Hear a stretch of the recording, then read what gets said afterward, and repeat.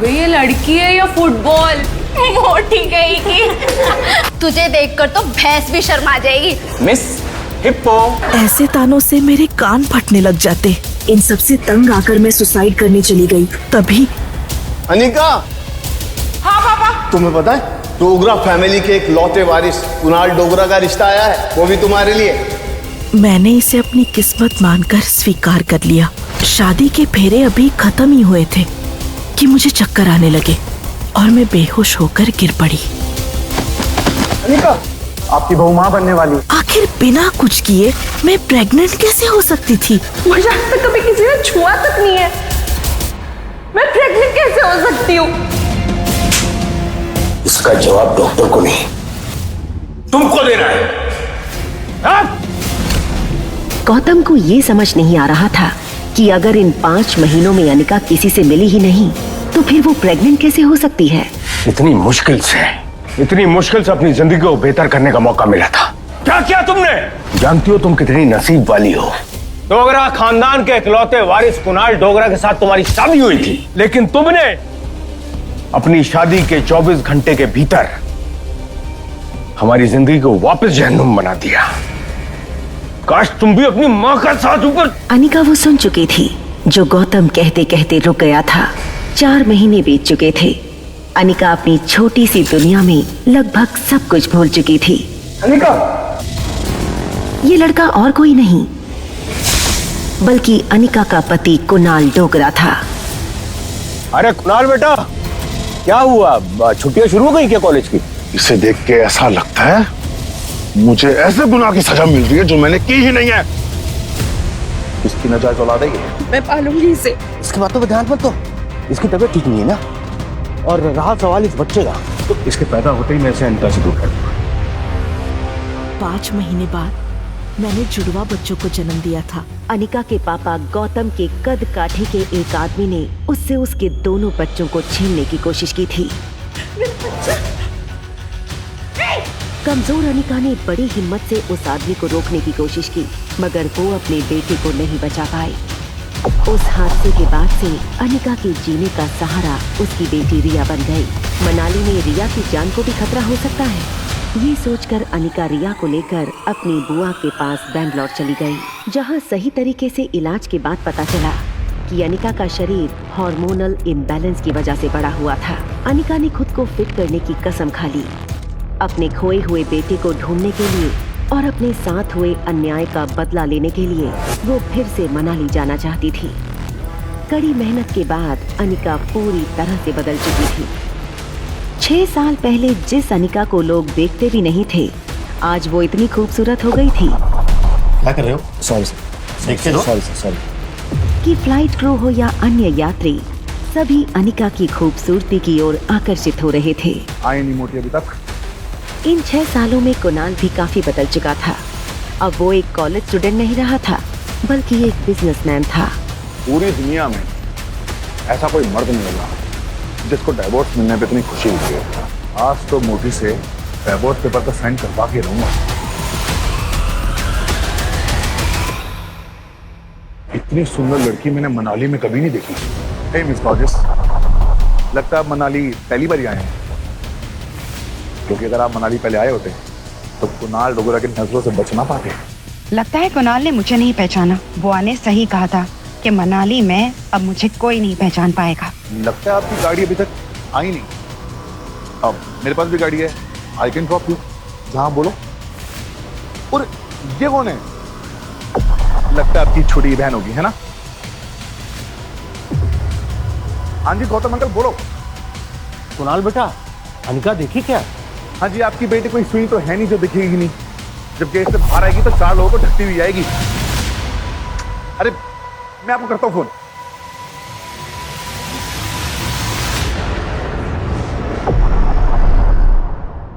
अपना नाम तो बताते जाइए। आपका नाम?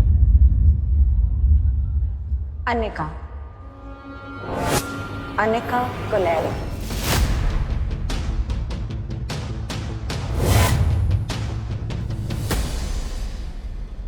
अनिका गुलेरिया को ही पिकअप करने आए हो ना? ओह या ऑफ कोर्स। इस मोटी को तो मैं टैक्सी से भेज दूंगा। आप मेरे साथ चलिए, थोड़ी जान पहचान भी हो जाएगी। चलिए ड्राइवर।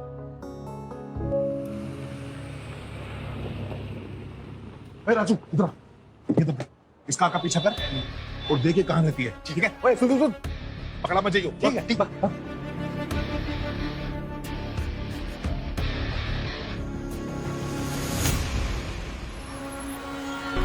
कुणाल के कहने पर उसका ड्राइवर अनिका की कार का पीछा करने लगा। कार की बैक सीट पर रिया गेम खेलने में बिजी थी। गेमिंग की दुनिया में रिया स्वीट एंजल के नाम से काफी पॉपुलर थी। उसके पहनावे से कोई ये नहीं कह सकता था कि वो एक लड़की है। रिया का मासूम चेहरा देखकर अनिका सोच रही थी कि पता नहीं रिया को मनाली लाकर उसने सही काम किया था या गलत। तभी उसे एक फोन आया। 6 सालों से गौतम ने अनिका को कभी फोन नहीं किया था और आज वो पल पल की खबर लेना चाहते थे। कुछ घंटों बाद अनिका की कार मनाली के सबसे बड़े 5 स्टार होटल पैराडाइज में दाखिल हुई, लेकिन कुणाल के ड्राइवर राजू को बुकिंग न होने के कारण होटल में एंट्री नहीं मिली। होटल पैराडाइज मनाली का सबसे खूबसूरत और सबसे महंगा होटल है।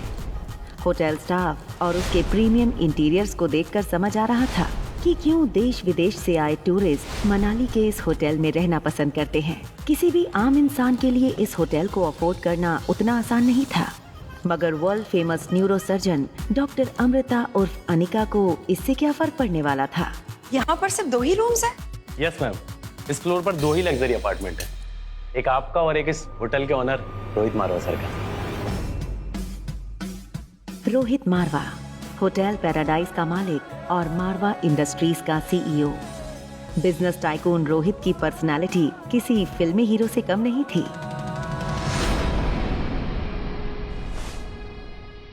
रिया, कम ऑन, फ्रेश हो जाओ।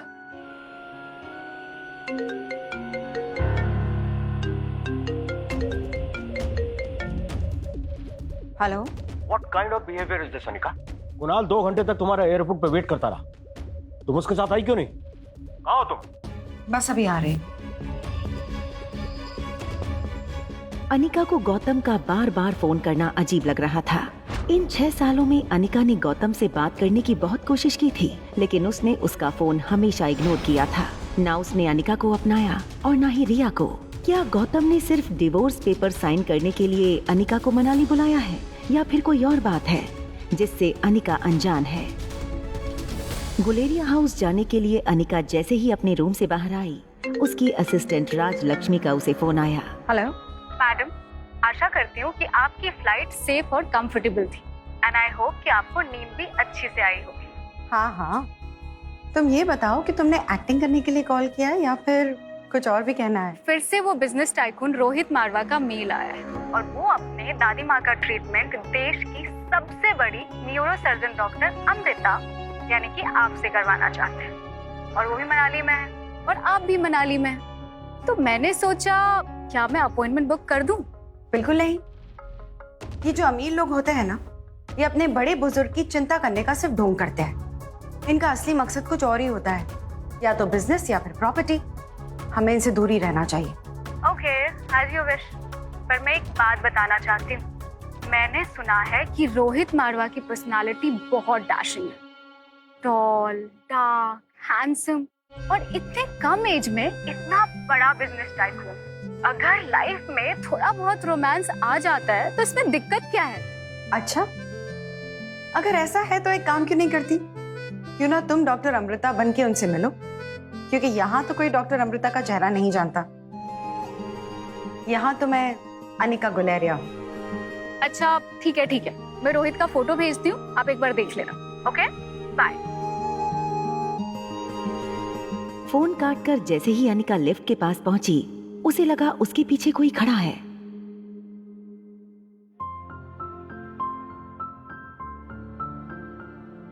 रिया, तुम? मम्मा जल्दी वापस आ जाएगी, ओके? और आते वक्त तुम्हारी फेवरेट चॉकलेट आइसक्रीम लाएगी।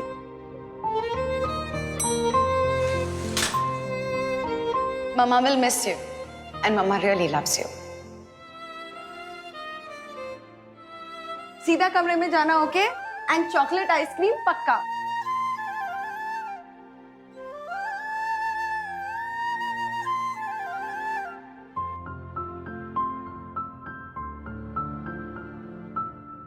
अनिका के जाते ही उसके सामने वाले रूम का दरवाजा खुला और किसी को ढूंढते हुए उससे बाहर आया होटल का मालिक रोहित मारवा।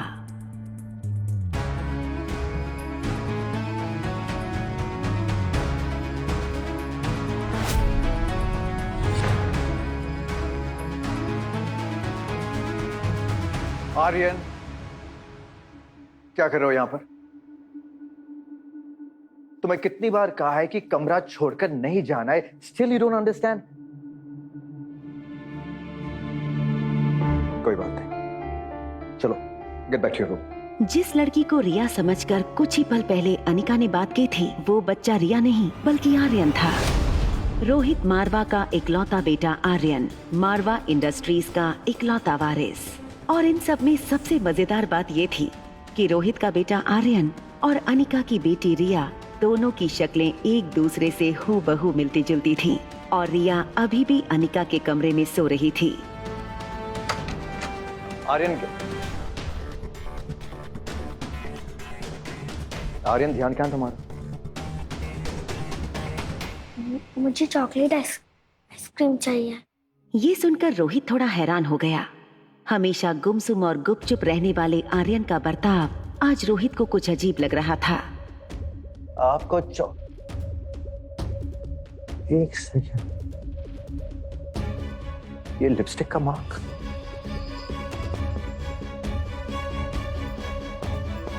इट्स ओके, गो गो गो।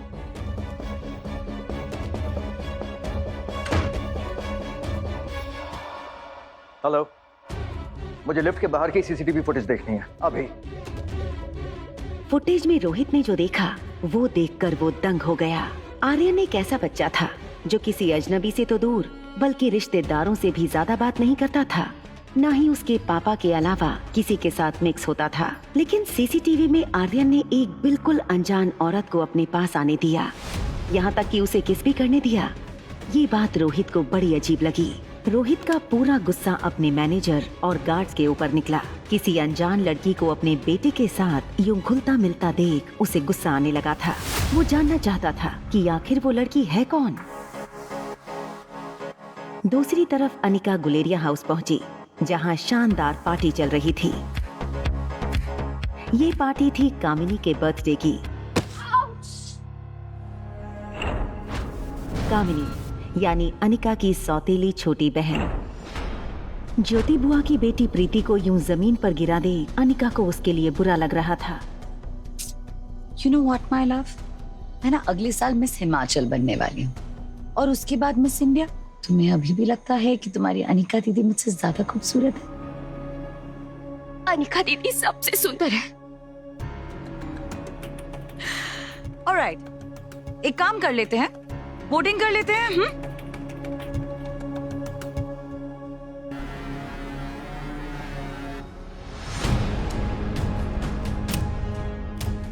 कामिनी ने 6 साल पहले वाली मोटी दिखने वाली अनिका की फोटो जलाई और सबके सामने तमाशा बनाने लगी। तो बताओ गाइस, ये मोटी अनिका और मुझ में से कौन सबसे ज्यादा खूबसूरत है? किस किस ने मुझे वोट्स दिए? कामिनी, कामिनी, कामिनी, कामिनी, कामिनी, कामिनी, कामिनी, कामिनी, कामिनी, कामिनी। बेचारी प्रीति, तुम तो हार गई। तो अब तुम हारी गई हो तो इसका मतलब तुम्हें सजा भी मिलेगी। तो तुम्हारी सजा ये है कि तुम्हारी मोटी अनिका दीदी की जो फोटो की राख है ना, वो मैंने इस जूस में मिला दी। तुम्हें ज्यादा कुछ नहीं करना है, बस इसे पीना है ना? चल, be a good girl, no, take a sip, come on come on come on come on.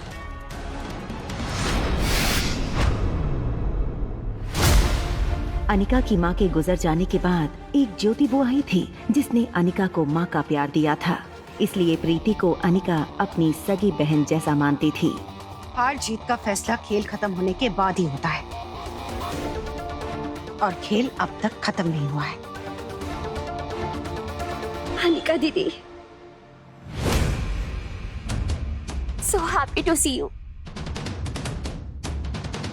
Anika, अरे यार, ये अनिका तो कितनी खूबसूरत हो गई है। OMG, ये तो किसी फिल्म की हीरोइन जैसी लगती है यार। She looks so gorgeous and sexy.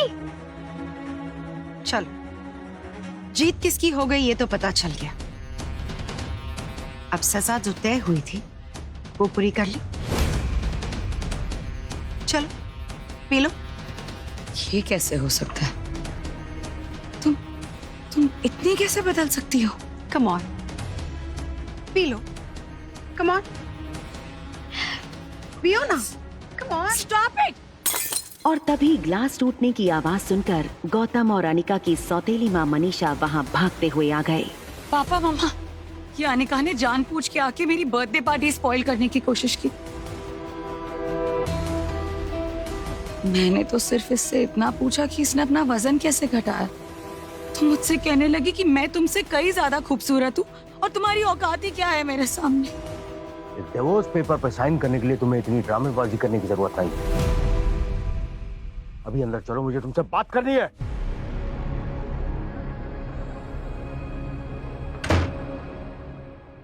देखो अनिका, जो होना था सो हो गया। अब ये सब करके हमें और परेशान मत करो। मैं चाहता हूं कि तुम इन 2 पेपर्स को साइन कर दो। पर मैं यहाँ तो सिर्फ डिवोर्स पेपर्स पर साइन करने आई हूँ। ये दूसरा पेपर? तुम्हारी नई मम्मी और मैं चाहते हैं कि तुम्हारे डिवोर्स के बाद कामिनी और कुणाल की शादी हो जाए। और कुणाल को भी शादी से कोई एतराज नहीं है, और कामिनी तो उसे पहले से ही पसंद करती है। लेकिन कुणाल के दादाजी ये चाहते हैं कि वो तुम्हारी माँ के गुजरने के बाद जो फार्मा कंपनी तुम्हारे नाम पर हो गई थी, मैं चाहता हूं कि वो तुम शादी के तोहफे के रूप में अपनी बहन को कंपनी दे दो। मैंने पेपर रेडी कर लिए, बस तुमको साइन करना है। अनिका ये सुनकर कुछ देर गौतम की ओर देखती रही। वो कभी सोच नहीं सकती थी कि डोगरा खानदान के साथ रिश्ता बनाए रखने के लिए उसके पापा इतना नीचे गिर सकते हैं।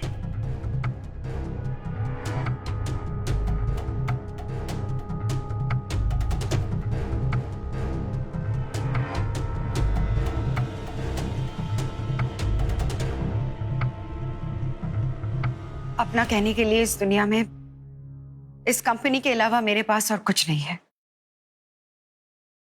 ये मेरी माँ की आखिरी निशानी थी जो उन्होंने मुझे दी थी। माफ कीजिएगा, मैं ये कंपनी कामिनी को नहीं दे सकती।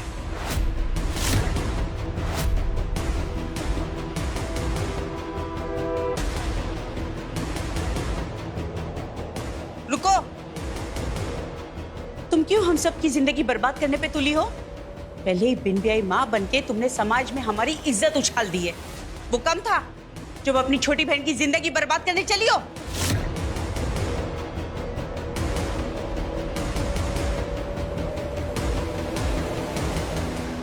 तुम्हें क्या लगता है तुम इन कंपनी पेपर्स पे साइन नहीं करोगी तो कुणाल मुझसे शादी नहीं करेगा?